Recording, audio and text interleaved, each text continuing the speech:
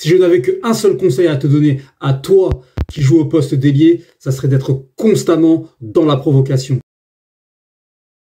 Et cela, même si tu ne passes pas une fois, deux fois, trois fois, il suffit d'une fois pour faire la différence. Et c'est pour ça, alors que les situations le demandent, que tu dois être constamment à la recherche de provoquer ton adversaire direct. Et bien évidemment, tu ne passeras pas à tous les coups, mais tu dois avoir ce caractère, cette force mentale de te dire que, ok, je ne suis pas passé une fois, deux fois, trois fois, mais la quatrième fois, je vais passer, et la quatrième fois suffit pour faire la différence. Et que plus tu vas provoquer ton défenseur, plus tu vas l'user mentalement et également physiquement, et que c'est vraiment un travail d'usure sur la durée que tu dois réaliser face à ton latéral. Et pour preuve, le dernier match de Mbappé contre la Pologne, si tu as bien analysé, avant ces deux buts, il n'est pas forcément toujours en réussite face à son défenseur latéral.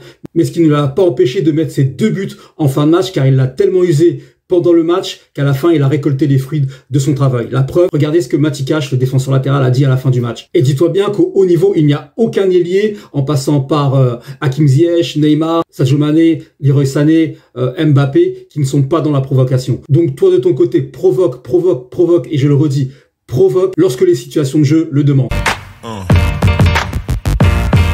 Yeah.